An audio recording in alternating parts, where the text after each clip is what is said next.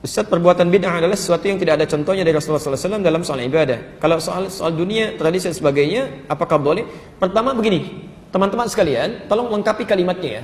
Tidak setiap yang tidak ada contoh dari Rasul itu disebut bid'ah. Hati-hati. Ya harus tuntas penjelasannya, jangan memberikan celah ya. Ingat, yang disebut bid'ah itu sesuatu yang tidak ada ketentuannya dari Rasul. Ketentuan ini ada 4 sifatnya. 1, ada dalilnya, ada contohnya. Seperti sholat, jelas ya. Kedua, ada dalilnya, contohnya sementara, seperti kunut. Okay? Yang ketiga, ada dalilnya, cuma contohnya nggak ada.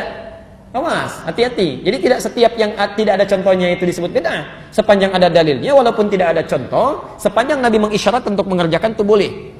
Boleh, karena tidak setiap yang disampaikan Nabi, beliau contohkan kalau dalam kondisi tertentu. Ya, misal, saya beri contoh misalnya, tahiyatul masjid. Ya, tahiyatul masjid. Tayyib. Nabi selama hidupnya itu tidak pernah tahiyatul masjid. Tidak pakai tidak pernah tahiyatul masjid. Dia baik. Kenapa? Karena rumah Nabi di masjid. Jelas ya? Rumah Nabi di masjid. Wa baiti huna, dan rumahku di sini kata Nabi. Karena itu beliau selalu sholat di dalam rumahnya, begitu iqamat baru keluar jadi imam. Jelas ya? Tapi Nabi katakan pada Sulaik al-Qatafani ketika beliau masuk ke Masjid An-Nabawi ya, dalam keadaan dia bisa salat terlebih dahulu, kemudian dia langsung duduk. Maka kata Nabi dikatakan, "Idza dakhala ahadukum al-masjid fala yajlis hatta yusalli rak'atain." Kalau Anda masuk ke masjid dalam suasana yang santai, tenang, ingin i'tikaf duduk, maka jangan langsung duduk kecuali salat 2 rakaat terlebih dahulu. Jelas sampai sini? Nabi sendiri tidak mempraktikkan itu karena kondisinya memang tidak memungkinkan. Jelas ya? Yang kedua yang lebih dahsyat adalah, maaf, Anda zakat pakai apa? Beras, kan? Uang. Nabi nggak pernah zakat pakai beras. Silakan tunjukkan pada saya.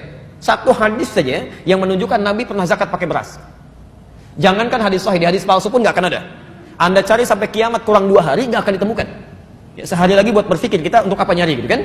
Baik, nggak ada karena Nabi zakatnya pakai gandum atau pakai kurma. Tapi kemudian di zaman Muawiyah ketika beliau jadi gubernur di Syam, di Damaskus, beliau katakan yang dimaksud zakat menggunakan kurma ataupun gandum itu irqun, makanan pokoknya.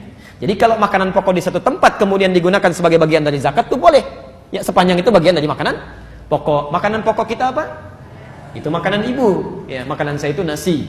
Beras itu makanan pokok bagi hewan yang bertembolok. Ya, ayam itu makanan pokoknya beras. Tapi nasi sumbernya dari beras, boleh menjadi bagian dari zakatnya. Tapi contoh dari Nabi tidak ada. Jadi tidak setiap yang nggak ada contohnya itu disebut dengan bid'ah. Jelas ya?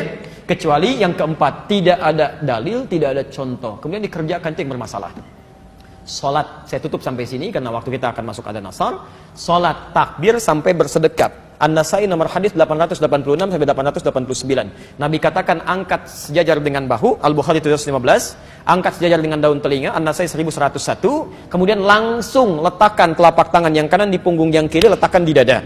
Ya, taib, bahasanya langsung. Contohnya jelas, dalilnya jelas. Anda melakukan kegiatan misal diangkat, tiba-tiba nggak enak kiri dulu, mungkin enaknya kanan dulu, masukkan kanan, angkat tutup begini. Itu yang tidak ada dalilnya, tidak ada contohnya. Jelas ya?